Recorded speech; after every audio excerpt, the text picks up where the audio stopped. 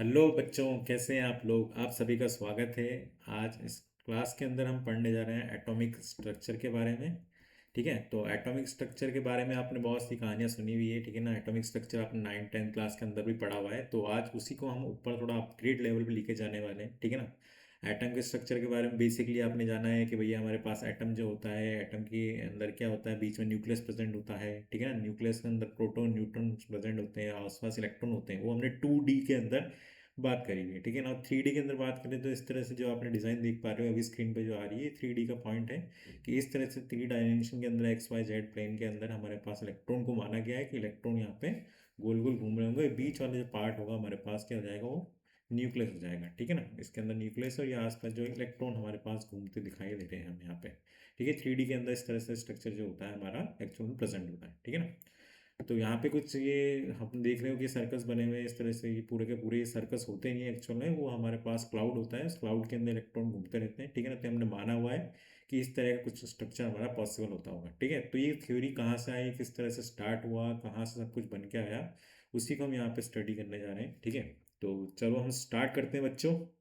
ठीक है, तो ध्यान देना है आपको, मस्ती से पढ़ना है आपको। ठीक है ना, इसको अंदर सब कुछ लिखा हुआ है, आपको सिर्फ स्टार्टिंग से ध्यान रखना है और अच्छे से पढ़ना है, देखना है कि अभी क्या चल रहा है। आपको नोट्स बनाने हैं साथ में हाथों हाथ। ठीक है, नोट्स बनाओगे तो आपको और अच्छे से समझ में आएगी चीज़ें क्या चल रहा है। ठीक है ना, नहीं तो मैं आप PPT भी प्रोवाइड करा दूंगा। ठीक है ना। ठीक है, आप कमेंट बॉक्स में कमेंट कर देना। अपन एक टेलीग्राम ग्रुप बनाए, उसके अंदर हम आपको PPT प्रोवाइड करा देंगे। तो चलिए हम ज़्यादा बात न करके हम यहाँ पर अपने चैप्टर को स्टार्ट करते हैं। सबसे पहले हम बात करें इंट्रोडक्शन में कि भाई एटम क्या है। एटम सबसे पहले बोला गया atom is a Greek word. क्या है, ग्रीक वर्ड है बेटा। ठीक है, इट्स मीनिंग इंडिविजुअल। उसका मतलब क्या है, इंडिविजुअल है। An ultimate particle which can not be further सब डिवाइडेड। एक ऐसा पार्टिकल जिसको हम फर्दर सब डिवाइड नहीं कर सकते। जैसे कि हम बोलें कि पेन है, इस पेन को मैं तोड़ता जाऊँ तोड़ता जाऊँ तोड़ता जाऊँ, आखिरी पॉइंट जब आएगा, आखिरी पॉइंट आने के बाद जो लास्ट पार्टिकल जो बचेगा जिसको हम आगे फर्दर सब डिवाइड नहीं कर सकते, उसी को क्या बोला गया बेटा, एटम बोला गया। ठीक है ना, ये बेसिक थ्योरी है। ठीक है ना, आपने कहीं 9th 10th क्लास के अंदर भी पढ़ी होगी। ठीक है ना, ऐसा पार्टिकल जिसको हम आगे नहीं तोड़ सकते, सब डिवाइड नहीं कर सकते, उसी को के अंदर बोला गया हमारे पास एटम बोला है। पर ऐसा नहीं होता है। आज की तारीख में हमें पता है कि हमें इलेक्ट्रॉन प्रोटॉन न्यूट्रॉन भी उसके अंदर प्रेजेंट होते हैं। तो एटम सबसे इंडिविजुअल पार्टिकल नहीं है जिसको हम तोड़ सकते हैं। ठीक है ना, अल्टीमेट पार्टिकल नहीं है। ठीक है, आगे बोल रहे हैं कि Dalton atomic theory. Dalton atomic theory क्या है, this theory is based on law of conservation of mass. ठीक है, मास कंजर्वेशन पे बेस्ड है और लॉ ऑफ डेफिनेट प्रोपोर्शन पे बेस्ड है। ठीक है ना। आप लॉ ऑफ मास कंजर्वेशन क्या है बेटा, सबसे पहले हम बात करें लॉ ऑफ मास कंजर्वेशन क्या है। ठीक है ना, आपने पढ़ा होगा लॉ ऑफ मास कंजर्वेशन। है ना, बेसिक थ्योरी है इसके अंदर कि जितना मास रिएक्टेंट में लिया गया उतना मास किसमें होना चाहिए, प्रोडक्ट में होना चाहिए। तो मास ऑफ रिएक्टेंट किसके बराबर होना चाहिए, मास ऑफ प्रोडक्ट के बराबर होना चाहिए। यानी कि हम बात करें यहाँ पर क्या करना पड़ा, कार्बन है ऑक्सीजन ले लिया, यहाँ पर कार्बन ऑक्सीजन लेके यहाँ पे हमने CO2 बना दिया। तो कार्बन का मास कितना हो गया, 12 हो गया बेटा। ऑक्सीजन कितना हो जाएगा, यहाँ पे 16 होता है। ठीक है ना, 16 और 16 कितना हो जाएगा, 32 हो जाएगा। ठीक है ना, और यहाँ पे कार्बन डाइऑक्साइड पूरा का पूरा है। ठीक है ना, तो ये कितना हो जाएगा, कार्बन का 12, ऑक्सीजन का 32। तो 12 + 32 कितना हो गया, 44। ये भी कितना हो गया, 44 हो गया। तो दोनों का मास, रिएक्टेंट का मास प्रोडक्ट के बराबर है। तो उसी के ऊपर बेस्ड है लॉ ऑफ कंजर्वेशन मास। दूसरा बोलो law of definite proportion. Law of definite proportion क्या बोलता है बेटा, डेफिनेट प्रोपोर्शन जो बोलता है यहाँ पे हमारे पास ये बोलता है कि हमारे पास अगर H2O है तो H2O को, पानी को आप कहीं से भी डेफिनेट उसका प्रोपोर्शन रहने वाला है। आपको पानी को एक आप सी से लेके आओ, समुद्र से लेके आ जाओ। ठीक है ना, रिवर से लेके आ जाओ। ठीक है ना, या आप कहीं से नाली से लेके आ जाओ उसको। ठीक है ना, टैप। ठीक है, या फिर कुछ टैप वाटर लेके जाओ। ठीक है ना, नल का पानी लेके जाओ, कहीं से भी पानी को लेके आओगे तो पानी का जो रेशो रहने वाला है यहाँ पे, इस पानी को लेके आए कहीं से भी, तो यहाँ पे हाइड्रोजन कितना एटम है, 2 है। इसका मास 2 ले लेते हैं। ऑक्सीजन का मास कितना होता है बेटा, 16 रहता है। तो 1:8। ये किस में रह जाएगा, हम इसका मास रेशियो क्या रहने वाला है, कॉन्स्टेंट रहने वाला है, डेफिनेट रहने वाला है। आप पानी को कहीं से भी लेके आओगे तो उसका रेशियो हमेशा 1:8 ही रहेगा। ठीक है बच्चों बात। तो ये बेसिक थ्योरी आपने कहीं ना कहीं पढ़ी होगी। ठीक है ना, अपना इंटर अंदर आ ही जाती है इतनी सी basic theory, law of mass conservation और लॉ ऑफ डेफिनेट प्रोपोर्शन। और नहीं है तो आज आपको पता पड़ गई। कुछ साइलेंट फीचर्स है इसके। तो each element is composed of extremely small particle called atom. यहाँ पे क्या बोला है, जितने भी ईच एलिमेंट, जितने भी एलिमेंट बने हुए हैं वो किससे मिलके बने हुए हैं, स्मॉल पार्टिकल्स के बने हुए हैं, किसके, एलिमेंट्स। ठीक है ना, एटम से मिलके बने हुए हैं, उसको क्या बोला गया, एलिमेंट्स बोला गया। Each element is compose of extremely small particle called atoms. ठीक है ना, एटम से मिलकर कोई भी पार्टिकल बन रहा है, उस पार्टिकल को क्या बोला गया, एलिमेंट बोला गया, ठीक है। दूसरा स्टेटमेंट क्या बोल रहा है, atom of same element are similar while atom of different element are not similar. क्या बोला गया, एटम जो है सेम एलिमेंट के क्या है, सिमिलर है, while atom of different element are not similar, ठीक है। यहाँ पे क्या बोला गया है, सेम एलिमेंट के जो एटम से वो सिमिलर होंगे, और वही डिफरेंट एलिमेंट्स के एटम क्या होंगे, वो सिमिलर नहीं होंगे। एटम्स आर इंडिस्टिंगेबल, ठीक है ना, उसको हम यहाँ पे तोड़ नहीं सकते। They can neither be created NOR be destroyed, नहीं हम उसको यहाँ पे क्रिएट कर सकते हैं, नहीं हम उसको डिस्ट्रॉय कर सकते हैं। जैसे कि हमने अभी यहाँ पे बोला कि कार्बन प्लस ऑक्सीजन जो था हमारे पास कार्बन डाइऑक्साइड बना। तो देखो कार्बन ऑलरेडी नेचर में प्रेजेंट है, ऑक्सीजन भी ऑलरेडी नेचर के अंदर प्रेजेंट है, तो कार्बन प्लस ऑक्सीजन दोनों कंबाइन हुए, तो ये एटम्स ऑलरेडी नेचर के अंदर प्रेजेंट थे, नहीं हमने उसको क्रिएट किया, नहीं हम उसको डिस्ट्रॉय कर पाते हैं, क्योंकि यहाँ पे कंबाइन होकर हमें कार्बन डाइऑक्साइड की फॉर्म में मिल रहा है। तो नहीं हम क्रिएट कर सकते, नहीं हम उसको डिस्ट्रॉय कर सकते हैं। जिसका मास भी आएगा वो भी नहीं हमारा चेंज होगा, जो यहाँ पे स्टार्टिंग में मास होगा रिएक्टेंट के मास के, वही प्रोडक्ट के मास के बराबर होगा, ठीक है ना। तो यहाँ पे हम क्या बोल सकते हैं ना, they can neither be created nor be destroyed. जैसे कि हमें H2 ले लें प्लस हाफ O2 ले लें, इससे क्या बना देगा हमारे पास CO2 बन जाएगा, सॉरी H2O बन जाएगा, ठीक है ना। H2O बन गया यहाँ पे, तो क्या हो गया, जितना हाइड्रोजन का एटम है हटा देते हैं, ठीक है ना।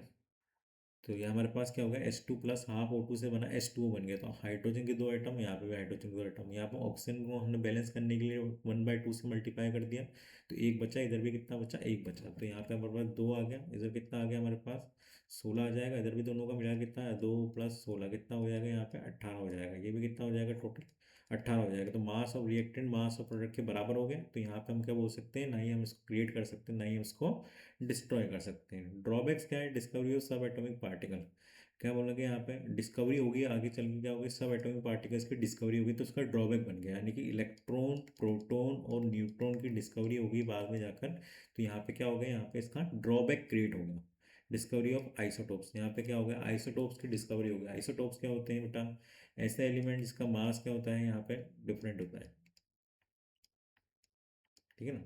एटॉमिक नंबर तो सेम हो गए और उसका एटॉमिक मास क्या हो गया, डिफरेंट हो गया। तो यहाँ पे हम क्या बोल सकते हैं, ये भी क्या होगा, आइसोटोप हो गया। तो atoms of same element are similar by atom of different element are not similar. यहाँ पे इन्होंने कुछ पॉइंट ऐसा ही बोला गया आइसोटोप्स के बारे में, यहाँ पे इन्होंने डिफाइन नहीं कर पाए थे, तो यहाँ पे इन्होंने डिफाइन कर दिया कि भैया सेम एलिमेंट जो है, सेम एलिमेंट के मास क्या हो सकते हैं, डिफरेंट हो सकते हैं, ठीक है ना। एटॉमिक नंबर क्या होंगे यहाँ पे, सेम होंगे, तो इनका एक ड्रॉबैक क्रिएट हो गया था यहाँ से, ठीक है। सब एटॉमिक पार्टिकल क्या हो गया बेटा, इलेक्ट्रॉन हो गए। इलेक्ट्रॉन क्या हो गया, कैथोड रे एक्सपेरिमेंट से डिस्कवर किया गया, उसने किया गया, जे थॉमसन ने किया गया। इसके अंदर जो मेन पॉइंट आता है, चार्ज बाय मास रेशियो जो है कैथोड रे का, वो do not depend on nature of gas, वो किसके ऊपर डिपेंड नहीं करता, नेचर ऑफ गैस पर डिपेंड नहीं करता, ठीक है ना। आपने एक्सपेरिमेंट देखा होगा, यहाँ पे हमारे पास इस तरह का ट्यूब होती, कैथोड रे ट्यूब एक्सपेरिमेंट, ये इस तरह की ट्यूब हो गई हमारे पास, ठीक है ना। इसके अंदर इन्होंने क्या लगाया, एक इवेक्चुएटेड पंप लगा रखा है, इवेक्चुएटेड पंप। इसका काम क्या है बेटा, इवेक्चुएट पंप मतलब यहाँ से जो भी अंदर का गैस है, उस गैस के प्रेशर को लो करने का काम है। यहाँ पे हमारे पास रॉड से कनेक्ट कर दिया है इसको, ठीक है ना। ये हो गई हमारे कैथोड, ये हो गई हमारे पास एनोड, ठीक है ना। अब हमारे पास क्या है बेटा, यहाँ पे हाई वोल्टेज सप्लाई दिए गए, ठीक है, हाई वोल्टेज सप्लाई दिए गए। तो यहाँ पे जैसे ही हमारे पास हाई वोल्टेज सप्लाई देंगे, तो हाई वोल्टेज 10,000 वोल्ट दिया गया है, ठीक है ना। 10,000 वोल्ट दिया गया है, यहाँ पे एक पंप से यहाँ पे गैस का प्रेशर जो है बहुत ज़्यादा लो किया गया है, ठीक है ना। 10⁻⁻⁴ mm ऑफ Hg तक इसका यहाँ पे प्रेशर ले रखा है, ठीक है। अब जैसे यहाँ पे प्रेशर जितना लो ले लिया गया, तो ना के बराबर से यहाँ पे गैस के पार्टिकल्स प्रेजेंट है। अब क्या हो रहा है, यहाँ पे ये पॉजिटिव पोल हो गया, ये नेगेटिव पोल हो गया, यहाँ पे प्लस चार्ज इकट्ठा हो रखा है, ठीक है ना। यहाँ पे क्या हो रहा है, नेगेटिव चार्ज इकट्ठा हो रहा है। अब जैसे ही हमारे पास यहाँ पे हमने हाई वोल्टेज सप्लाई दी, तो ये नेगेटिव चार्ज क्या होने लगा, ट्रैवल करने लगा किस तरफ, पॉजिटिव चार्ज की तरफ ट्रैवल करने लगा। ये लाइट, ये ट्रैवल कर रहे थे जो पार्टिकल्स, वो ट्रैवल करने वाले पार्टिकल्स को क्या बोला गया बेटा, कैथोड रेज बोला गया। क्या बोला गया यहाँ पे, कैथोड रेज बोला गया। क्या बोला गया यहाँ से, कैथोड रेज बोला गया इनको, ठीक है। कैथोड रेज बोला गया, हाँ ठीक है, तो इन्हीं को बोला गया कैथोड रेज। तो ये कैथोड रे एक्सपेरिमेंट यही था हमारे पास, जे थॉमसन ने करा था। इसके अंदर बहुत सारे पॉइंट्स बोले गए बेटा, क्या बोला गया आपने पढ़ा होगा, एनसीईआरटी के अंदर पढ़ रखा है, या फिर आपने कहीं ना कहीं क्लास के अंदर पढ़ रखा है, ठीक है ना, अपन रिविजन पर्पज से चैप्टर को पढ़ रहे हैं यहाँ पे, ठीक है ना, बेसिक है, उससे ज़्यादा क्वेश्चन देखे नहीं गए, पर आपको मैं आपको बेसिक बेसिक आइडिया यहाँ पे दे रहा हूँ कि भैया किस तरह से आपने इसको स्टडी कर रखा होगा, ठीक है। तो जो था वहाँ पे क्या बोला था कि नेगेटिवली चार्ज पार्टिकल ट्रेवल कर रहे थे, ठीक है ना। यहाँ पे आपने ओपेक ऑब्जेक्ट रखोगे, ओपेक ऑब्जेक्ट रख दोगे तो वहाँ पे उस ओपेक ऑब्जेक्ट को लाइट क्रॉस नहीं कर पाएगी, ठीक है ना, वहाँ पे शेडो क्रिएट हो जाएगी, ठीक है ना। वहाँ पे आपने यहाँ पे छोटा सा एक फैन लगा दिया, ठीक है ना, तो क्या होने लगा, फैन गोल गोल घूमने लगेगा, ठीक है। तो वहाँ पे क्या मैकेनिकल वर्क भी शो करेगा वो, ठीक है। तो ऐसे पेनिट्रेशन यहाँ पे हमने एक फिल्म लगा दी, ठीक है ना, फोटोग्राफी प्लेट लगा दी, फोटोग्राफी प्लेट लगा दी, तो यहाँ पे क्या होने लगा, वहाँ पे उसके ऊपर क्या होने लगा वो, वहाँ पे हमारे पास उसके अंदर पेनिट्रेशन होना स्टार्ट हो गया। यहाँ पे हमने क्या लगा दी, इसके पीछे एक जेडएनएस की स्क्रीन लगा दी, जिंक सल्फाइड की स्क्रीन लगा दी। तो जिंक सल्फाइड की स्क्रीन का काम क्या है, जैसे इसके ऊपर पार्टिकल आके टकराते हैं तो क्या प्रोड्यूस करते हैं वो, येलो ग्रीनिश येलो कलर का ग्लो करते हैं, क्या करते हैं, ग्रीनिश येलो कलर का ग्लो करते हैं, ठीक है। तो इस तरह के यहाँ पे पॉइंट्स बोले गए हैं, ठीक है। और एक और पॉइंट जो है इंपॉर्टेंट पॉइंट है यहाँ पे यह है कि चार्ज बाय मास रेशियो जो है, ई बाय एम मतलब charge by mass ratio, specific ratio बोलते हैं, स्पेसिफिक चार्ज रेशियो बोलते हैं इसको। तो यहाँ पे हम बोले कि चार्ज बाय मास रेशियो जो है कैथोड रे का do not depend on nature of gas. यहाँ पे बोला गया कि जैसे यहाँ पे गैसेस को चेंज करके देखा, तो गैसेस को चेंज किया, तो गैसेस को चेंज करने के बावजूद भी यहाँ पे हमारे पास जो चार्ज बाय मास रेशियो आ रहा था, वो charge by mass ratio change नहीं हुआ। तो चार्ज जो होता है 1.6 इंटू 10⁻⁻19 कूलम हो गया, और यहाँ पे मास जो हो गया हमारे पास 9.1 इंटू 10⁻31 केजी हो गया, ठीक है ना। ये होता है हमारे पास चार्ज बाय मास रेशियो हो गया किसका, हमारे पास इलेक्ट्रॉन का। तो इस तरह से हमारे पास चार्ज बाय मास रेशियो निकला था, वो चेंज नहीं हो रहा था, ठीक है।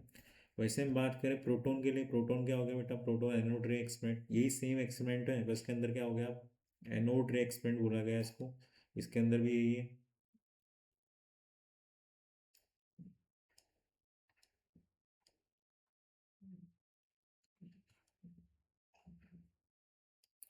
सेम है, इसके अंदर इन्होंने बोला था कि भाई यहाँ पे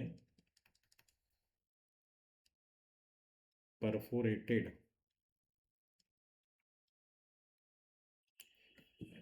परफोरेटेड कैथोड लगाया गया था, परफोरेटेड कैथोड,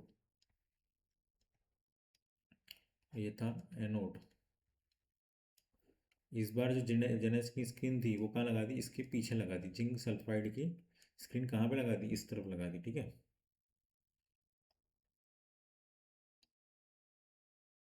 ठीक है, परफोरेटिक कैथोड लगा दिया यहाँ पे, ये इसके ऊपर लगा दिया इवेक्चुएटेड पंप। इवेक्चुएटेड पंप का काम वही गैसेस को अंदर से बाहर निकालने का, ठीक है, प्रेशर को लो करने के लिए काम आ रहा था, ठीक है ना। ये नेगेटिव हो गया, पॉजिटिव हो गया, यहाँ पे हमारे पास एक्चुएट पंप हो गया, परफोरेटेड मतलब हो गया, परफोरेटेड मतलब इसके अंदर छोटे छोटे छेद कर दिए इन्होंने।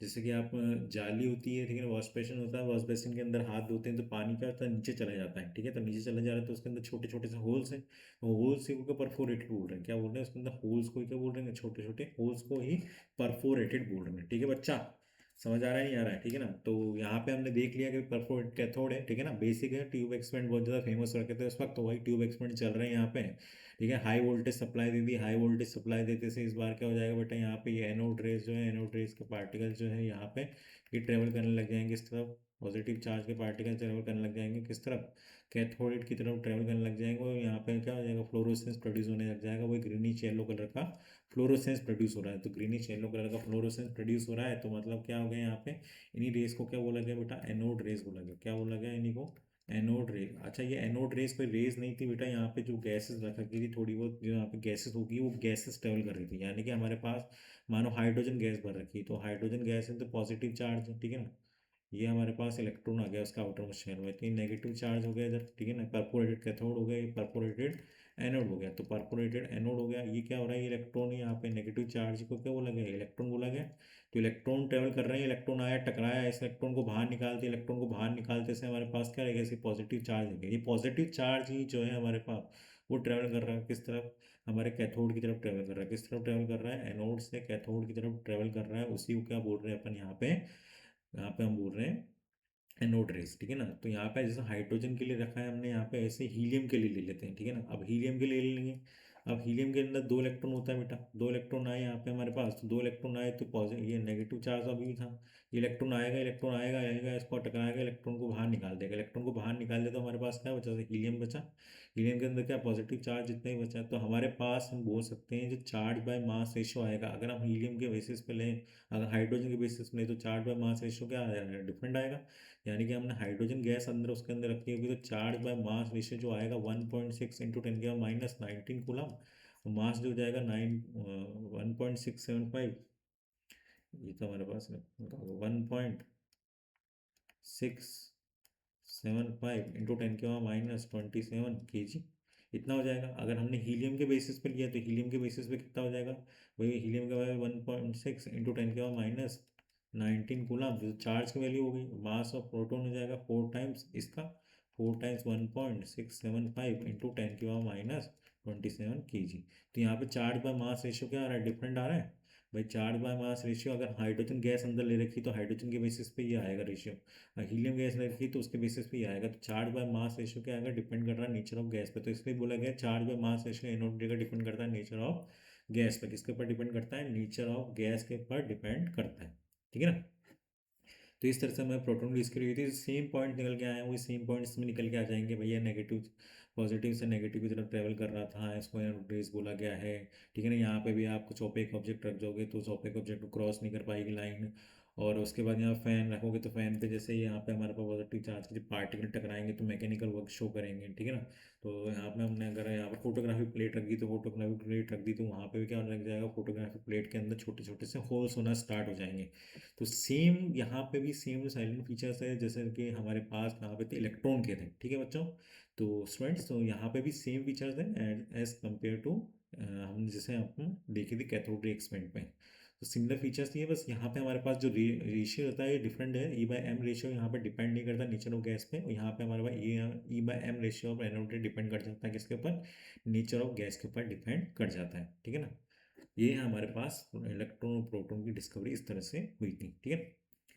ये पॉजिटिव चार्ज को एनोड बोला गया, ये नेगेटिव चार्ज को इलेक्ट्रॉन बोला गया। अब डिस्कवरी और न्यूट्रॉन, न्यूट्रॉन की डिस्कवरी कैसे हुई थी बेटा, जेम्स चैडविक के द्वारा की गई थी, ठीक है ना। आ रहा है समझ बेटा, जेम्स चैडविक के द्वारा यहाँ पे हमारे पास ये थ्योरी हुई थी। जेम्स चैडविक ने क्या बोला बेटा, इसने बम्बार्टमेंट करवाया था, बम्बार्टमेंट बम फेंके गए थे, ठीक है, बम नहीं फेंके गए थे, ऐसे बम नहीं बोलते, अल्फा पार्टिकल को बम्बार्टमेंट करवाया था। इन्होंने क्या करा था, बेरिलियम की शीट ली, बेरिलियम की शीट लेके शीट ले ली, और बेरिलियम की शीट पे इन्होंने अल्फा पार्टिकल को स्ट्राइक करवाया, जिससे अल्फा पार्टिकल स्ट्राइक करवाए। अल्फा पार्टिकल क्या है बेटा, अल्फा पार्टिकल हीलियम गैसेस जो है हमारे पास, उसी को हम क्या बोल रहे हैं यहाँ पे, अल्फा पार्टिकल बोल रहे हैं, ठीक है ना। तो ये बेरिलियम की शीट हो गई, बेरिलियम की शीट पे अल्फा पार्टिकल यानी कि हीलियम जो हो गए, हीलियम हमारे पास क्या 4 मास ऑफ प्रोटॉन होता है और 2 इलेक्ट्रॉन होते हैं, ठीक है ना, वही हमारे आके टकरा रहे हैं इस पर, और जैसे इस पर टकराएंगे तो यहाँ पे हमारे को प्रोडक्ट का फॉर्मेशन होगा। प्रोडक्ट का फॉर्मेशन होने के बाद जो हमारे एक्स्ट्रा न्यूट्रॉन बच गए, ठीक है ना, एक्स्ट्रा पार्टिकल बच गया, इसका मास बच गया, उसी को न्यूट्रॉन बोला गया है। जैसे कि हम यहाँ पे एक्सपेरिमेंट को देखते हैं, तो एक्सपेरिमेंट में बोला गया है कि हमारे पास बेरिलियम है, ठीक है ना, बेरिलियम क्या हो गया, एटॉमिक मास 9 हो गया, 4 हो गया। हमारे पास हीलियम हो गया बेटा, हीलियम क्या हो गया हमारे पास, एटॉमिक मास हो गया उसका हमारे पास 4, एटॉमिक नंबर हो गया 2। ये दोनों आके टकरा रहे हैं, बम्बार्टमेंट कर रहे हैं, तो हमारे पास पार्टिकल का फॉर्मेशन होगा। ये हमारे पास अल्फा पार्टिकल है, ठीक है ना। अल्फा पार्टिकल किसको बोला गया है, हीलियम को ही अल्फा पार्टिकल बोला गया है, जिसके अंदर हमारे पास 4 मास ऑफ प्रोटॉन या फिर 2 mass of proton 2 mass of neutron होता है, जो 4 मास ऑफ प्रोटॉन के बराबर ही बोल सकते हैं अपन, ठीक है ना। क्योंकि हमारे पास मास ऑफ प्रोटॉन और मास ऑफ न्यूट्रॉन क्या होता है, नियरली सेम होता है, और उसके अंदर 2 इलेक्ट्रॉन होते हैं, एटॉमिक नंबर यहाँ भी हमारे पास 2 होता है उसके। उसके बाद बेरिलियम हो गया, बेरिलियम का एटॉमिक नंबर कितना हो गया हमारे पास 4, एटॉमिक मास होता है 9। ये दोनों को हमारे पास लॉ ऑफ कंजर्वेशन मास लगाएंगे तो कितना हो गया बेटा, यहाँ पे हमारे को मिलता है कार्बन 12 6 प्लस न्यूट्रॉन 1 0। ये रिएक्शन इस तरह से लिखाई गई एनसीईआरटी के अंदर, जैसे हमारे पास बम्बार्टमेंट हुआ बेरिलियम के ऊपर तो हमारे को जो प्रोडक्ट का फॉर्मेशन होगा कार्बन 12 6 प्लस न्यूट्रॉन होगा 1 0। तो 9 प्लस 4 कितना हो गया, 13 हो गया, ये तो हो गया 13 गया, इसलिए 12 प्लस 1 कितना हो गया, 13 हो गया। यहाँ पर भी 2 प्लस 4 कितना हो गया, 6 हो गया, ये कितना हो गया, 0 हो गया। तो हमारे पास ये न्यूट्रॉन जो बच गया, एक्स्ट्रा मास जो बच रहा है, इसी को क्या बोल रहे हैं हम, न्यूट्रॉन बोल रहे हैं। ये एक्स्ट्रा मास वाला पार्टिकल जो बच रहा है, इसके ऊपर कोई चार्ज नहीं है, ठीक है। चार्ज जितना नीचे एटॉमिक नंबर होता है वही क्या होता है, इसका चार्ज होता है, तो चार्ज कुछ भी नहीं, 0 चार्ज है, ठीक है ना। इसलिए इसकी डिस्कवरी भी क्या हुई थी, लेट हुई थी, ठीक है। तो बम्बार्टमेंट करवाया गया इस तरह से बेरिलियम पे अल्फा पार्टिकल का, बम्बार्टमेंट कराने के बाद कार्बन 12 6 प्लस न्यूट्रॉन यहाँ पे मिला, तो इस तरह से न्यूट्रॉन की डिस्कवरी हुई थी, ठीक है ना। तो यहाँ पे जेम्स चैडविक के द्वारा बम्बार्टमेंट करवाया गया अल्फा पार्टिकल का थिन बेरिलियम शीट पे, और हमारे को इस तरह से कार्बन 12 प्लस न्यूट्रॉन मिला। ठीक है, इसी को न्यूट्रॉन बोला गया है। इसके ऊपर कोई चार्ज नहीं होता, इसका सिर्फ मास होता है। ठीक है ना। तो इसकी डिस्कवरी भी क्या हुई थी, इसलिए लेट हुई थी, क्योंकि यहाँ पे इस पर कोई चार्ज नहीं था, न्यूट्रल है एक तरह से। ठीक है ना, जीरो चार्ज इस पर। ठीक है। Note, charge on electron. ठीक है ना, चार्ज ऑन इलेक्ट्रॉन जो निकाला गया बेटा, ठीक है ना, कि चार्ज जो बताया गया 1.6 इंटू 10⁻⁹ कूलम, वो हमारे ऑयल मिलिगन मिलिगन ऑयल ड्रॉप एक्सपेरिमेंट से बताया गया। ठीक है ना, वो हमें जानने की ज़रूरत नहीं है। ठीक है ना, उससे ज़्यादा क्वेश्चन नहीं दिखेंगे। तो चार्ज ऑन इलेक्ट्रॉन जो हमारे पास आया है कि 1.6 इंटू 10⁻⁹ कूलम, वो किससे आया, मिलिगन ऑयल ड्रॉप एक्सपेरिमेंट से आया है। ठीक है ना, इसको भी पढ़ना है, वो एनसीईआरटी के अंदर दे रखा है, वहाँ से भी आप इसको रीड आउट कर सकते हैं। इतना ज़्यादा हमारे लिए अभी इंपॉर्टेंट नहीं। ठीक है ना।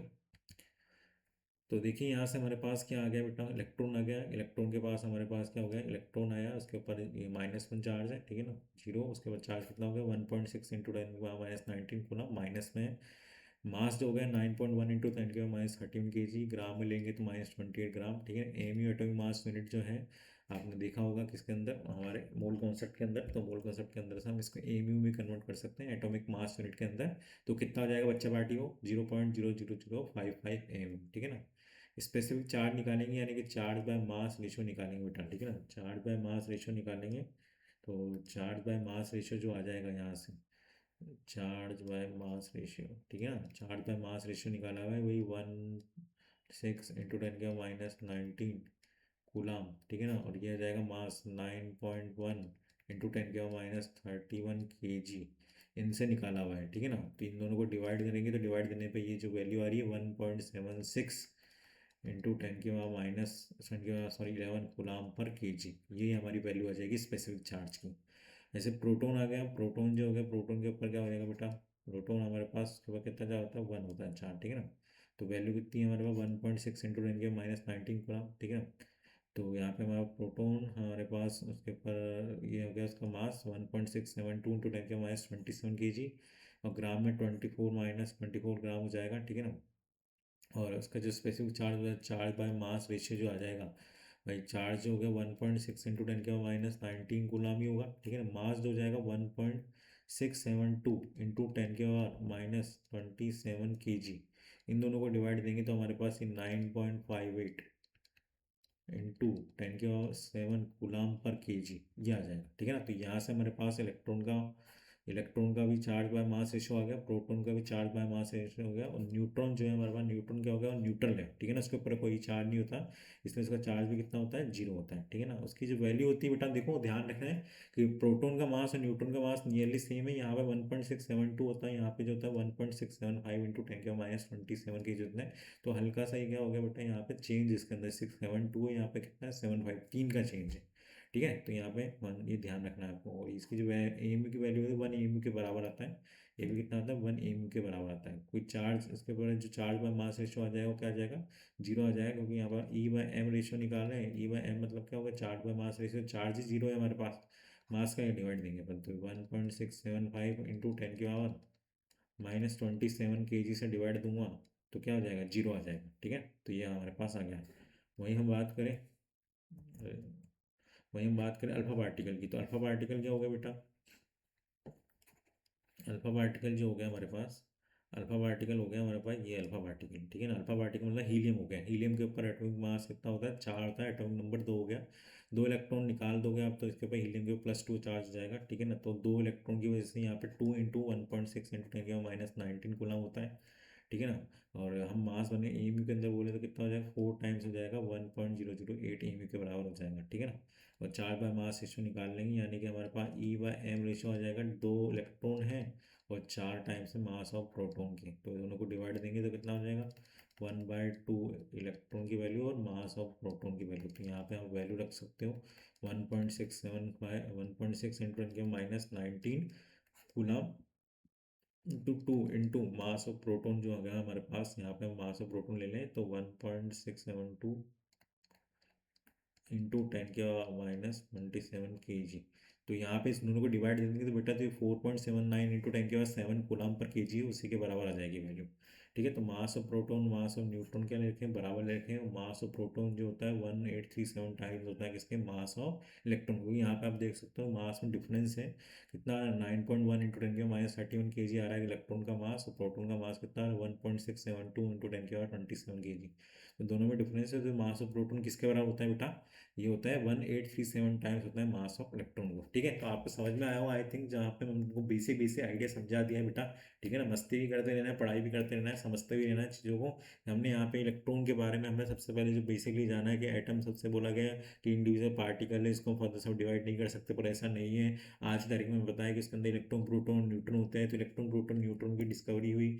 हमने यहाँ पे बात करी कि सब एटॉमिक पार्टिकल जो इलेक्ट्रॉन है प्रोटॉन है और न्यूट्रॉन किस तरह से इलेक्ट्रॉन के हमारे पास जो कैथोड रे एक्सपेरिमेंट से निकाला गया जे थॉमसन द्वारा। उसके अंदर मेन पॉइंट जो है E/m रेशियो कैथोड रे का डिपेंड नहीं करता नेचर ऑफ गैस पे। वैसे प्रोटॉन के बारे में बात किया गया, यहाँ पे किसने एनोड रे एक्सपेरिमेंट ने कोल्ड स्पिन दिया, इसका charge by mass ratio depend कर जाता है, क्योंकि ये किस पे डिपेंड करता है, नेचर ऑफ गैस पे डिपेंड करता है। वैसे न्यूट्रॉन है, न्यूट्रॉन को जैन चैडविक ने किया, वहाँ पे हमने अल्फा पार्टिकल को बेरिलियम पे क्या करा, बम्बार्टमेंट करवाया गया, उसके बाद बम्बार्टमेंट किया गया, बम्बार्टमेंट करने की वजह से हमारे पास उसके बाद कार्बन 2s6 और न्यूट्रॉन यहाँ पे डिस्कवर हुआ। तो ये हमारे मास यहाँ से पॉइंट निकल के आते हैं। ठीक है, तीनों के तीनों पॉइंट निकल के आ गए हमारे पास, इलेक्ट्रॉन प्रोटॉन न्यूट्रॉन की डिस्कवरी किस तरह से हुई।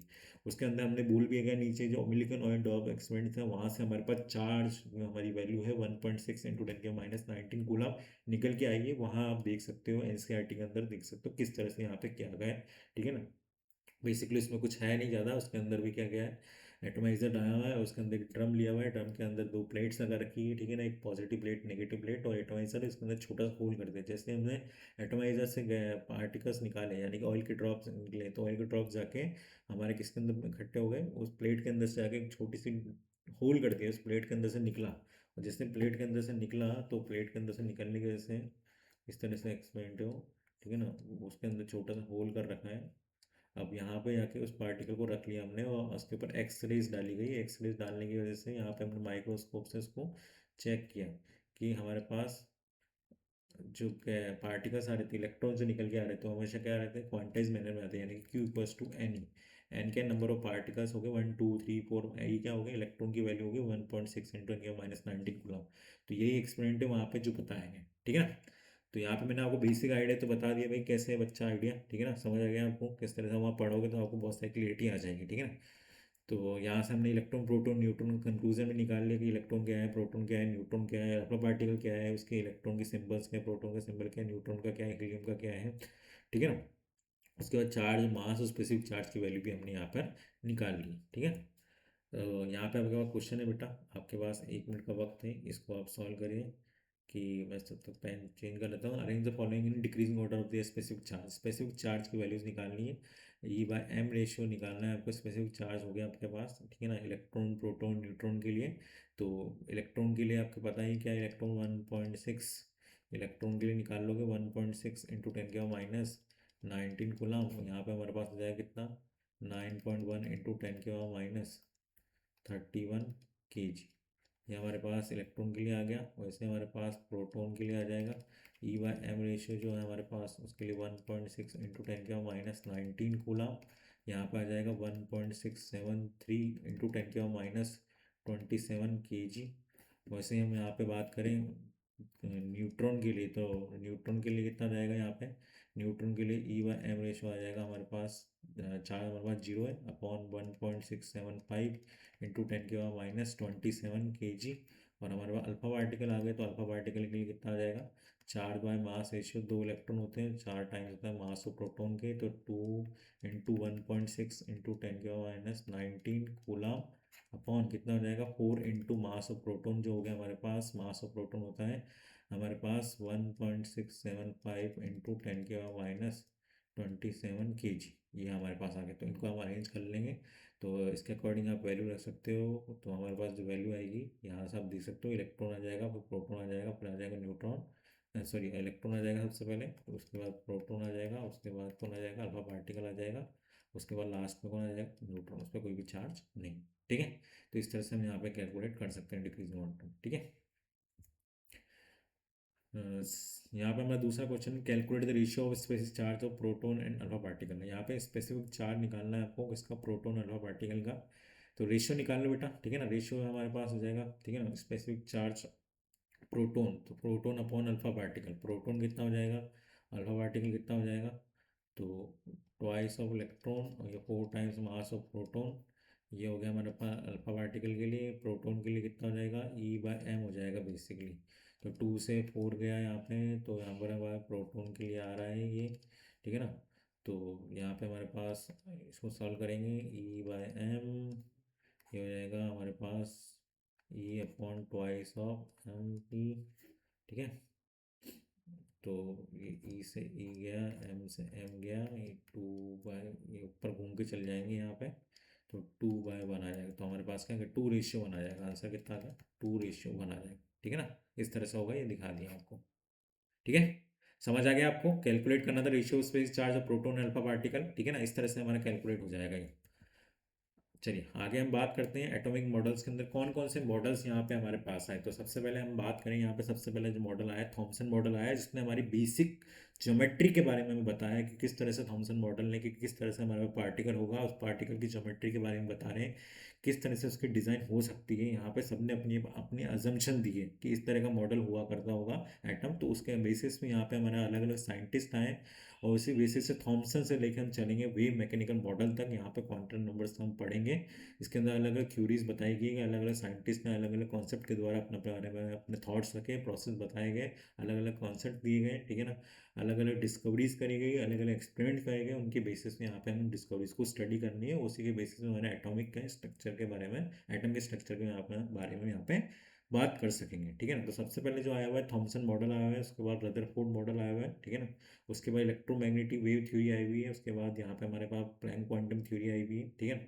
उसके बाद बॉर्स मॉडल है, बॉर्स मॉडल के बाद डी ब्रोगली कॉन्सेप्ट है, डी ब्रोगली कॉन्सेप्ट के बाद हाइजेनबर्ग अनसर्टेनिटी प्रिंसिपल है, उसके बाद वेव मैकेनिकल मॉडल है, ठीक है। तो ये हमारे पास अलग अलग मॉडल्स हैं, Thomson, Rutherford, electromagnetic wave theory, Planck quantum theory, Bohr's model, de Broglie concept, Heisenberg uncertainty principle और वेव मैकेनिकल मॉडल। इतने तरह के मॉडल्स हैं, आपको यहाँ पे इनको स्टडी करना है, ठीक है।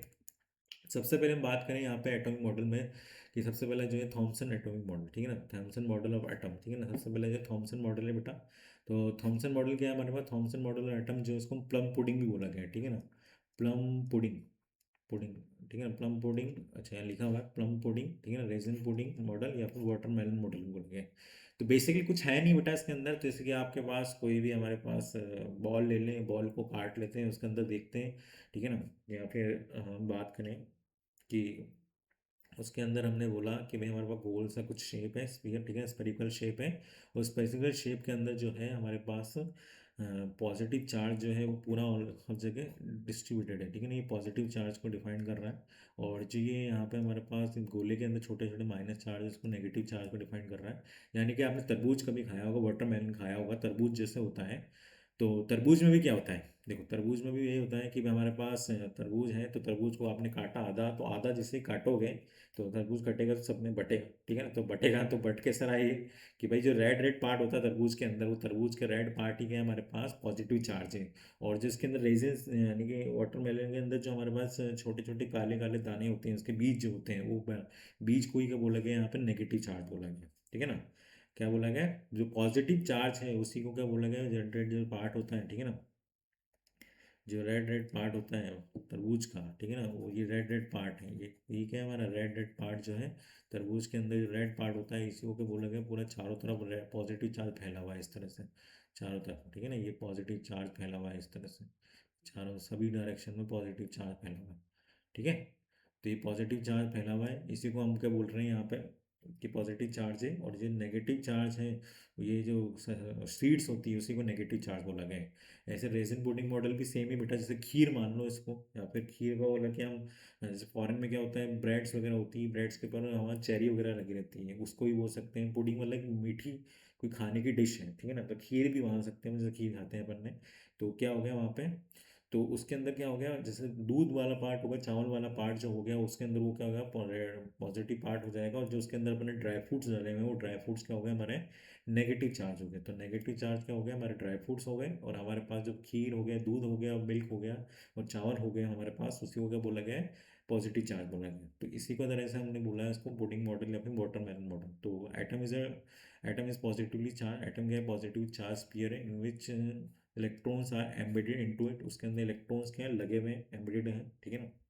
And mass of atom uniformly distributed, जो है मास जो है यूनिफॉर्मली चारों दिशाओं में डिस्ट्रीब्यूट हो रखा है। इसको प्लम पुडिंग भी बोला गया है, रेजिन पुडिंग मॉडल भी बोला गया है, वाटरमेलन भी मॉडल बोला गया है, ठीक है ना। इसके अंदर ड्रॉबैक्स क्या बन गया है बेटा, it could not explain the stability of an atom, ये स्टेबिलिटी ऑफ एटम के बारे में यहाँ पे एक्सप्लेन नहीं कर पाया कि स्टेबल होगा नहीं होगा।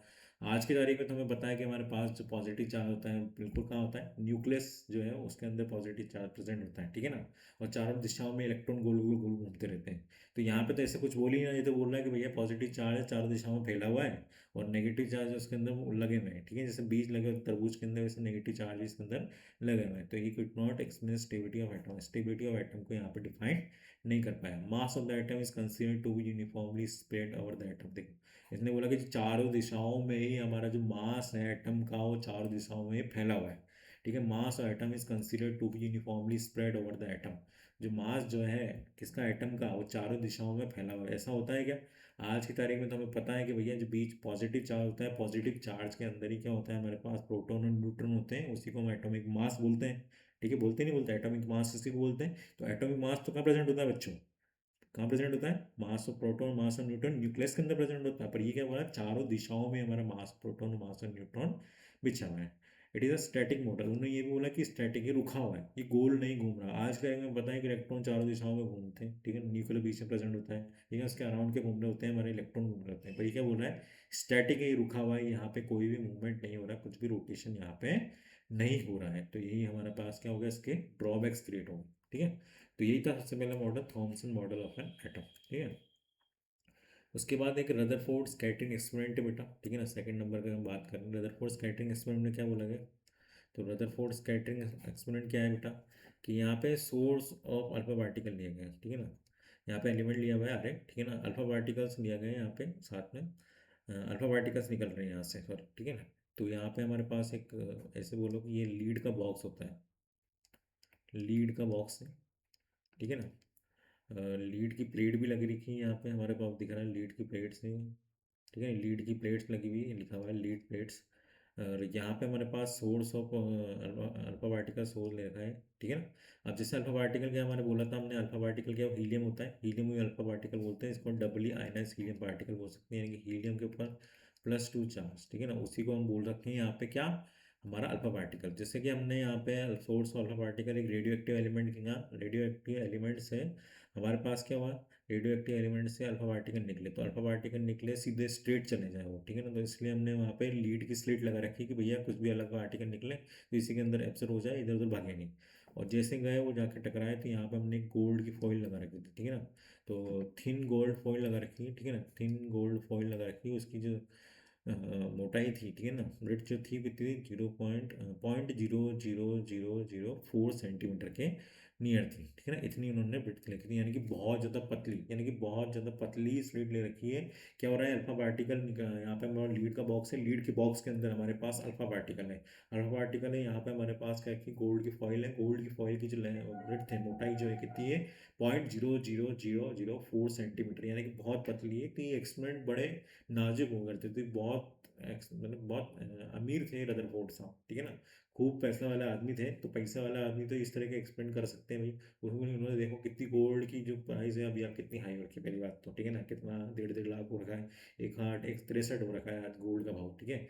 तो वही गोल्ड का वाला एक्सपेरिमेंट करे उन्होंने, तो उस गोल्ड को पहले तो पतला किया गया है, उसको कितना पतला किया गया है, 0.00004 सेंटीमीटर किया गया है, ठीक है ना। यहाँ पे लीड का बॉक्स है, लीड के बॉक्स के अंदर क्या है, अल्फा पार्टिकल है, अल्फा पार्टिकल को यहाँ से हमने स्ट्राइक करवाएगा, ठीक है। अल्फा पार्टिकल कहाँ से निकले, हमारे पास सोर्स है यहाँ पे रेडियो एक्टिव एलिमेंट का, रेडियो एक्टिव एलिमेंट क्या करेगा, अल्फा पार्टिकल को निकालेगा, अल्फा पार्टिकल निकालेगा तो क्या करेंगे, जैसे जाएंगे टकराएंगे, जाएंगे जाएंगे इस गोल्ड फॉल में जाकर टकराएंगे, जैसे गोल्ड फॉल में जाकर टकराएंगे तो यहाँ पे कुछ ऑब्जर्वेशन मिली, जैसे टकराया तो गोल्ड फॉल में टकराने की वजह से यहाँ पे उन्होंने किसकी स्क्रीन लगा रखी, जड़न की जिंक सल्फाइड की स्क्रीन लगा रखी, किसकी बच्चों स्क्रीन लगा रखी, जेड इसकी स्क्रीन लगा रखी है, ठीक है ना।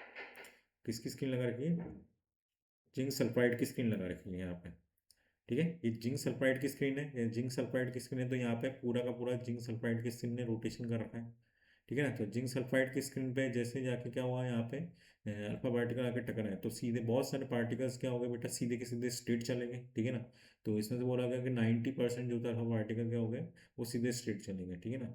कुछ ऐसे पार्टिकल्स हैं जो हल्के हल्के एंगल पर डिफ्लेक्शन हुआ, most of the alpha particles strike किए, ठीक है ना, सीधे गए। कुछ हल्के हल्के पार्टिकल पे क्या हो गए, हल्के हल्के फ्यू एंगल पर डिफ्लेक्शन हो गए, है ना। आगे भी गए, 90 डिग्री बनाया, कुछ 45 डिग्री बनाया, कुछ सीधे भी गए, यहाँ पे भी गए, कुछ इस तरफ भी गए, ठीक है ना।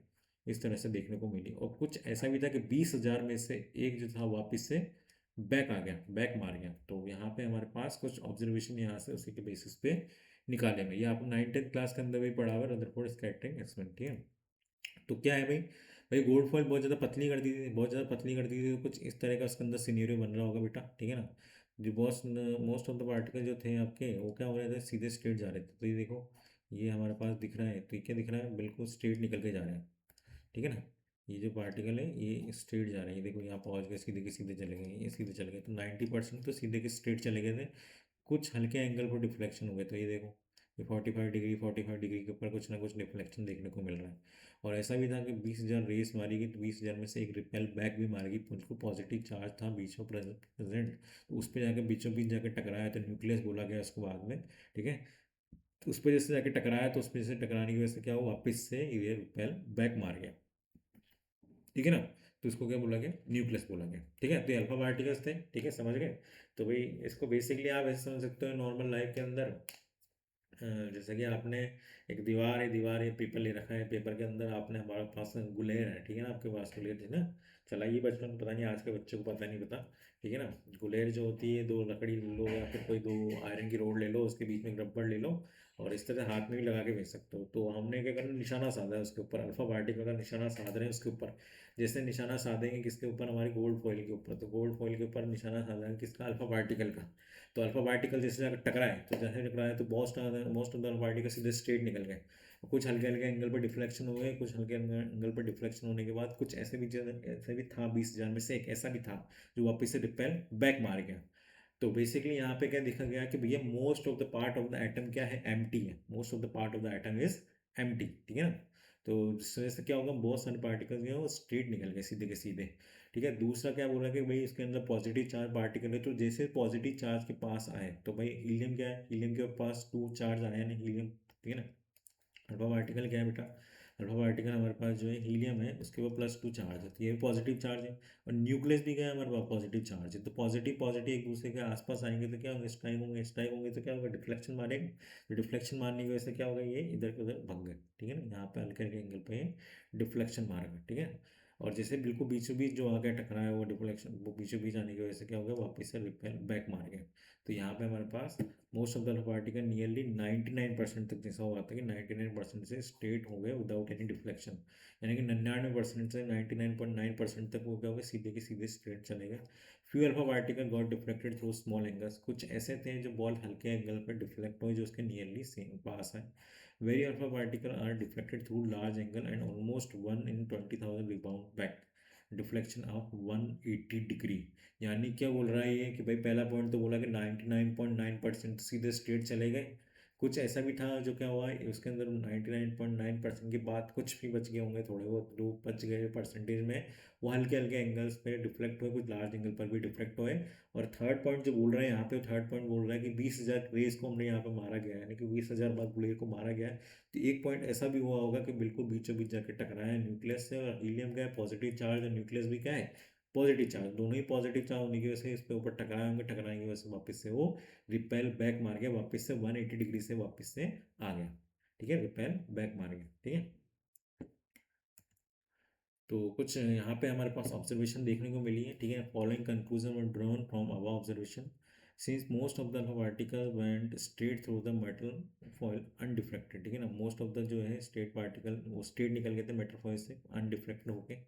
It means that there must be very large empty space within the atom, most of the part of the atom is empty. तो यहाँ से क्या निकला, कंक्लूजन क्या निकल गया कि भाई हमने अल्फा पार्टिकल को स्ट्राइक किया, तो स्ट्राइक करने से मेटल फॉइल के मेटल फॉइल से वो अनडिफ्लेक्ट होकर सीधे के सीधे स्ट्रेट चले गए, तो स्ट्रेट चले गए, सीधे के सीधे स्ट्रेट जाने की वजह से यहाँ पे क्या हुआ बच्चा पार्टी, क्या हुआ, सीधे के सीधे स्ट्रेट चले गए। तो स्ट्रेट जाने का मतलब क्या है कि most of the part of the item क्या होगा, एम्प्टी, खाली होगा, तभी तो क्या हो रहे हैं, सीधे के सीधे निकल रहे हैं, समझ रहे हो। तो पहला पॉइंट तो यहीं से निकल गया भैया बहुत सारे डिफ्लेक्ट तो हुए ही नहीं, डिफ्लेक्ट नहीं हुए, सीधे के सीधे स्ट्रेट चले गए, सीधे के सीधे स्ट्रेट चले गए। इसका मतलब क्या है, most of the part of the atom क्या है, एटम क्या है, empty. Since P of the alpha particle were deflected from their original path, कुछ ऐसे भी थे अपने ओरिजिनल पाथ से डिफ्लेक्ट हो गए थ्रू स्मॉल एंगल्स से।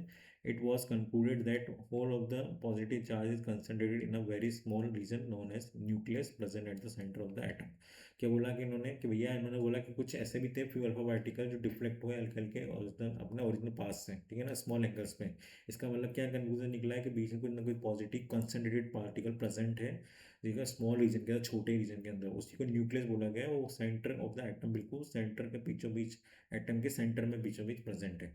तो इसके जैसे इसके आसपास जैसे कोई भी पार्टिकल जा रहे थे, अल्फा पार्टिकल जा रहे थे, यानी कि हीलियम+2 पार्टिकल जा रहा था, तो जैसे गया तो उसके बाद जैसे हल्का सा आया तो वो डिफ्लेक्ट मार के, डिफ्लेक्ट मारने की वजह से वो कहीं और चला गया, ठीक है। Very few of the alpha particles suffered strong deflection or even returned back on their original path, indicating that the nucleus is rigid and mass of the atom is concentrated at the center। क्या बोला, very few of the alpha particles suffer strong deflection, कुछ ऐसे भी थे जो strong deflection देखने को मिला और रिटर्न बैक मार क्या हो गया, रिटर्न बैक आगे ऑन देयर ओरिजिनल पाथ, अपने ओरिजिनल पाथ से, indicating that the nucleus is rigid. वहाँ से इससे क्या पता पड़ा कि भाई न्यूक्लियस जो है बिल्कुल रिजिड पार्टिकल है, वो मास of the atom is considered the atom at the centre. क्या बोल रहे हैं यहाँ पे कि हमारे पास जो एटम है वो एटम के अंदर बीच में पॉजिटिव चार्ज है, बहुत ज़्यादा रिजिड है, हाईली कंसनट्रेटेड है। रिजिड मतलब क्या, वो बिल्कुल टाइटली प्रेजेंट है, tightly rigid concentrated particle present है। जैसे ही यहाँ पे उसके ऊपर हमारे पास अल्फा पार्टिकल आए, अल्फा पार्टिकल क्या हो गया, बिल्कुल बीचों बीच जैसे आके टकराया, तो टकराने की वजह से क्या हुआ, रिपेल बैक मार गया। तो रिपेल बैक मार गया तो हम यहाँ से क्या बोल सकते हैं कि यहाँ पे हमारे पास जो है वो क्या है, वो न्यूक्लियस जो है बहुत ज़्यादा छोटा पार्टिकल है, वो कहाँ प्रेजेंट है, एटम के बीचों बीच प्रेजेंट है, उसी को क्या बोला गया है, न्यूक्लियस बोला गया, ठीक है ना। उसको क्या बोला गया है, न्यूक्लियस बोला गया है। वहीं पे सारा का सारा पॉजिटिव चार्ज हमारा एटम का प्रेजेंट होता है, यानी कि मास ऑफ एटम भी यहाँ पे बीचों बीच प्रेजेंट होता है, ठीक है ना। रिजल्ट भाई, क्या रिजल्ट निकल के आया यहाँ से, ठीक है ना। According to this model an atom consist of heavy positively charge nucleus where all the protons and neutrons are present. क्या बोल रहा है, atom consist of heavily positive charge particle, charge nucleus. क्या बोल रहा है, एटम के अंदर क्या होता है, हैवीली पॉजिटिव चार्ज न्यूक्लियस है, वो उसके अंदर क्या होते हैं, all the protons and neutrons are present. क्या होते हैं उसके अंदर, प्रोटॉन न्यूट्रॉन प्रेजेंट होते हैं। Proton neutrons are collectively known as nucleus. उन दोनों को ही क्या बोला गया है, प्रोटॉन न्यूट्रॉन को कलेक्टिवली एक साथ क्या बोला गया बेटा, न्यूक्लियस बोला गया। Almost all of the mass of the atom is contributed by this nucleus, ठीक है ना। जितना भी मास है एटम का वो सारा का सारा कंट्रीब्यूट किया थ्रू किया गया बेटा, ये हमारे किसके में, almost whole of the mass of the atom is contributed by this nucleus, किसके पास थ्रू किया गया, न्यूक्लियस के थ्रू किया गया। There is an empty space around the nucleus called an extra nuclear part. यहाँ पे मैंने बोला कुछ empty space around the nucleus present है, उसको क्या बोला गया, न्यूक्लियर पार्ट बोला गया, ठीक है ना। एम्प्टी स्पेस जो खाली प्रेजेंट है हमारा, ठीक है ना, पॉजिटिव चार्ज के अलावा जो एम्प्टी स्पेस प्रेजेंट है, this there is an empty space around the nucleus called extra nuclear part, उसको क्या बोला है, एक्स्ट्रा न्यूक्लियर पार्ट बोला गया। In this part electron are present in which they revolve around the nucleus in circular path with high speed. क्या बोला कि जो एक्स्ट्रा न्यूक्लियर पाथ है वहीं पे क्या इलेक्ट्रॉन गोल गोल गोल गोल घूमते हैं, ठीक है ना। बीच में पॉजिटिव चार्ज प्रेजेंट है, उसके अंदर सारा का सारा मास प्रेजेंट है, उसको न्यूक्लियस बोला गया। और ये सर्कुलर पाथ है, सर्कुलर पाथ में कौन है, इलेक्ट्रॉन गोल गोल घूमते हैं, ठीक है ना।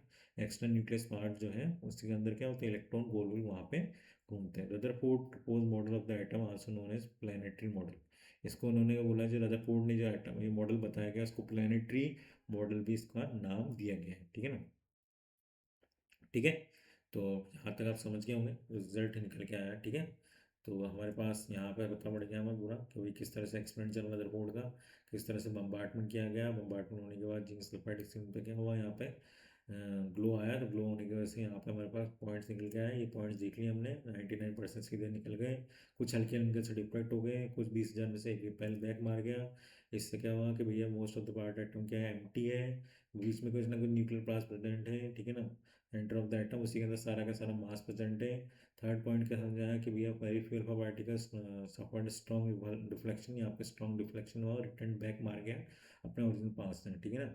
तो यहाँ पे हमारे पास उसको यहाँ से हमारे पास रिजिड और रिजिड है, वो भी न्यूक्लियस रिजिड, बहुत ज़्यादा रिजिड होता है न्यूक्लियस, और मास ऑफ द एटम का concentrated centre of the atom के बीच में प्रेजेंट है, ठीक है ना।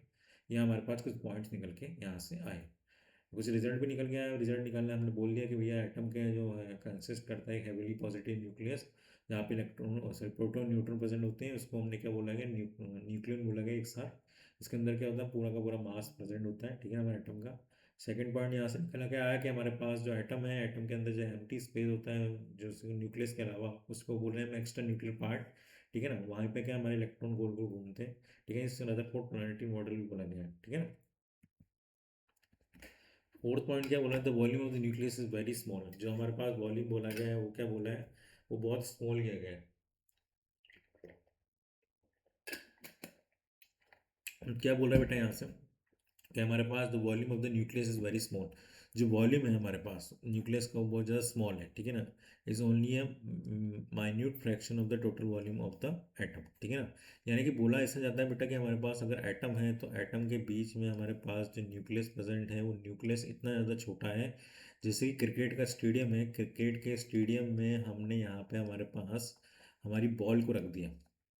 हमारी बॉल जो है ये बॉल आ गई, ये बॉल आ गई, हमारा पूरा क्रिकेट का स्टेडियम आ गया है। तो क्रिकेट के स्टेडियम में हमारे पास बॉल को बीचों बीच जाके रख दो, ठीक है ना। तो उसी इतना से ही पार्ट में हम क्या बोल रहे हैं, हमारा क्या बोल रहे हैं, हमारा वॉल्यूम ऑफ द न्यूक्लियस बोल रहे हैं। न्यूक्लियस की तरह हो जाएगा, क्या हो गया, न्यूक्लियस को डिफाइन कर रहा है, इसका वॉल्यूम भी इतना ही छोटा होगा, इतना ही कम होगा, ठीक है ना। वॉल्यूम ऑफ न्यूक्लियस हो जाएगा as compare to volume of atom. पूरे वॉल्यूम ऑफ एटम कंपेरिजन में वॉल्यूम ऑफ न्यूक्लियस क्या होगा, इतना छोटा होगा, बहुत ज़्यादा माइन्यूट फ्रैक्शन में होगा, ठीक है। Nucleus has a radius of around, कितनी होती है इसकी रेडियस बेटा, 10⁻13 centimetre, and atom has a radius of 10⁻8 centimetre, ठीक है ना। तो वॉल्यूम जो है हमारा रेडियस, वॉल्यूम ऑफ जो हमारे एटम की रेडियस जो आ गई 10⁻8 सेंटीमीटर आ गई, और न्यूक्लियस की रेडियस कितनी आ गई 10⁻13। तो वॉल्यूम कितना होता है बेटा, एक क्यूब हो जाएगा दोनों का, ठीक है ना। वी क्यूब ले लो, वॉल्यूम ऑफ एटम अपन वॉल्यूम ऑफ न्यूक्लियस का रेशियो निकालने अपन।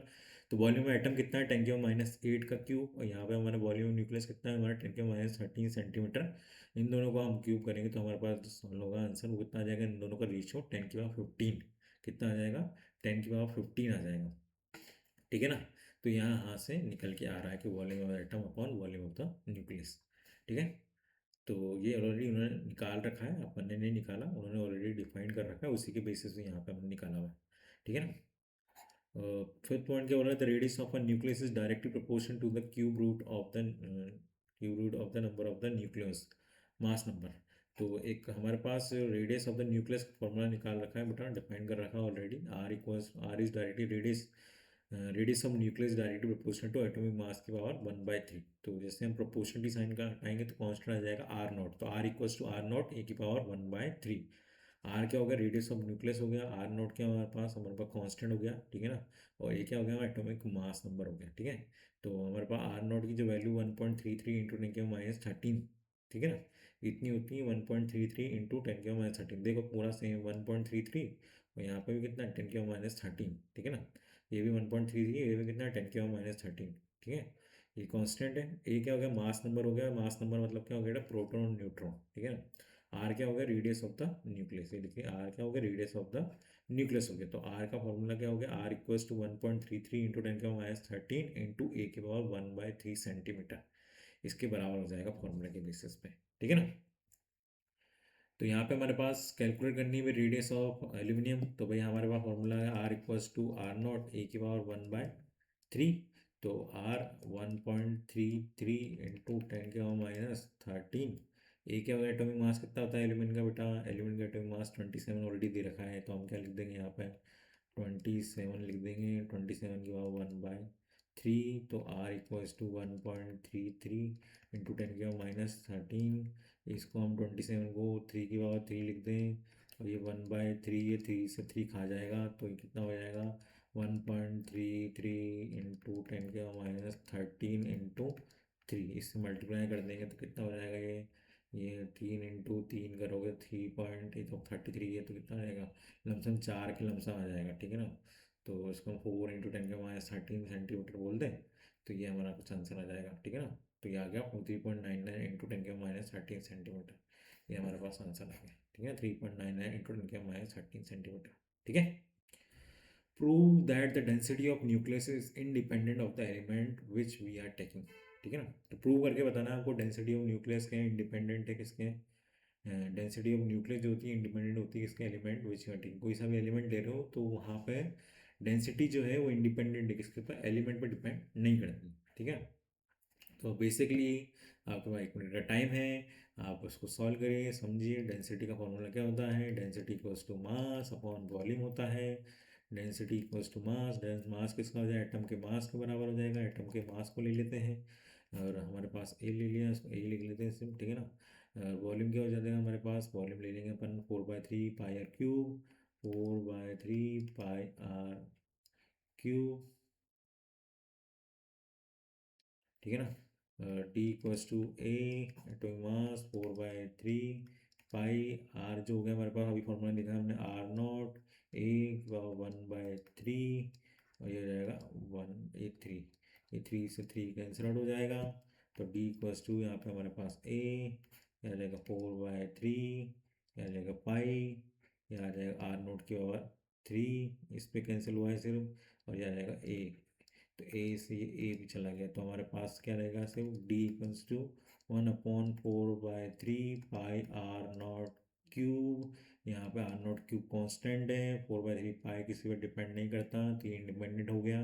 तो हमने इसको प्रूव कर दिया, density equals to mass upon volume, D equals to A upon 4/3 pi R cube.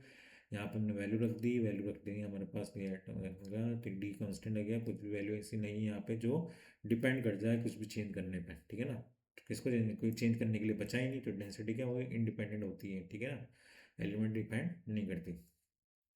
ठीक है ना, डेंसिटी ऑफ न्यूक्लियस किसी पर भी डिपेंड नहीं करेगी, एलिमेंट के ऊपर डिपेंड नहीं करती। ठीक है ना। Drawbacks of Rutherford model, drawbacks क्या निकल गया बेटा रदरफोर्ड मॉडल के, this theory could not explain stability of atom, यहाँ पे स्टेबिलिटी को डिफाइन नहीं कर पाया एटम की। According to Maxwell, electron lose its energy continuously in the form of electromagnetic radiation. As a result of this, the electron should lose energy at every turn and move closer and closer to the nucleus following a spiral path. Ultimate result will be that it will fall into the nucleus, thereby making the atom unstable. क्या बोल रहा है बेटा, यहाँ पे कुछ drawbacks निकल के आए।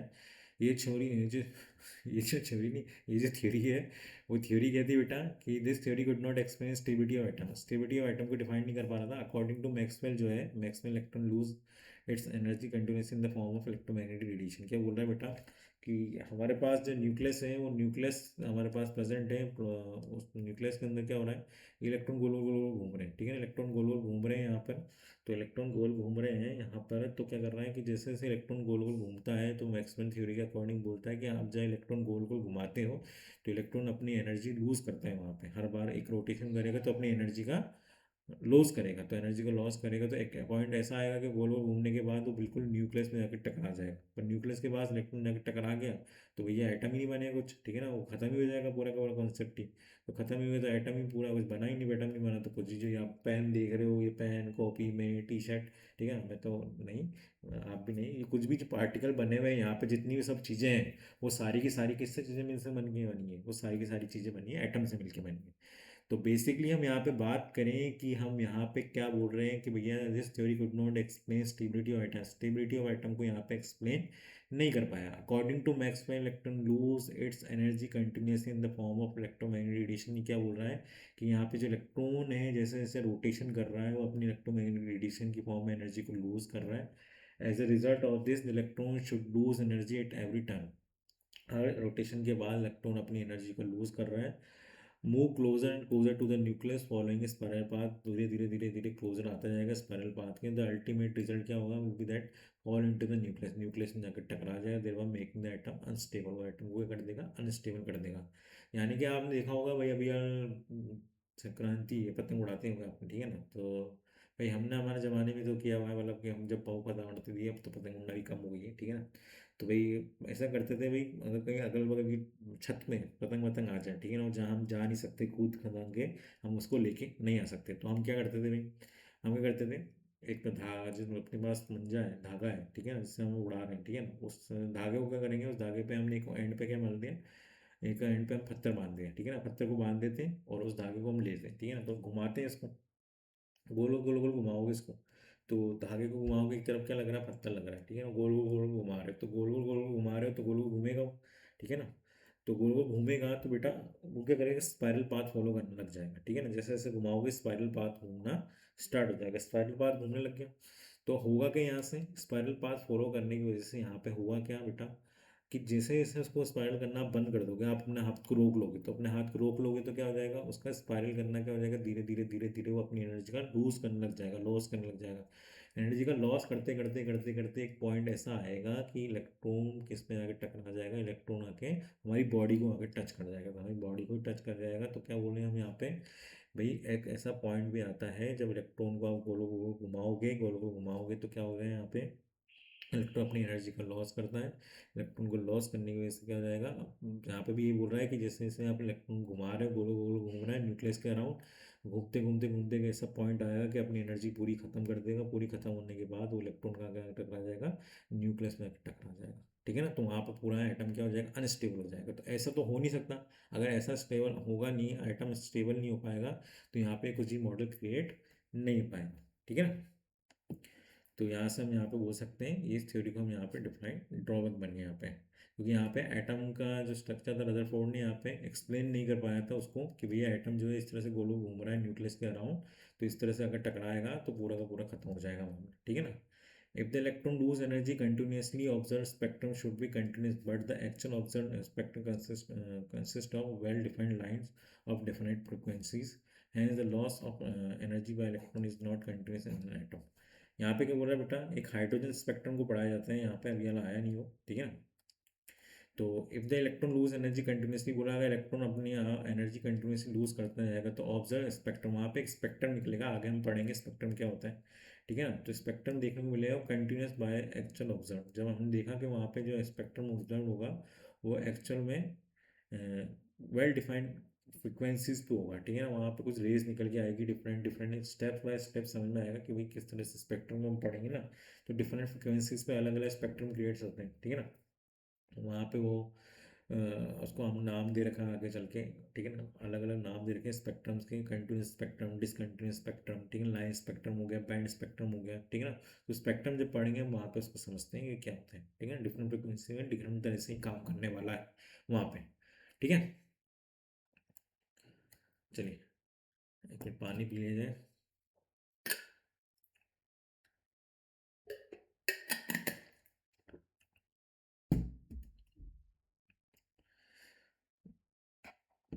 चलिए यहाँ से हम एटॉमिक मास है वो हम अगली क्लास में पढ़ेंगे, ठीक है। आज के लिए ही इतना काफ़ी, नेक्स्ट क्लास में हम मिलते हैं।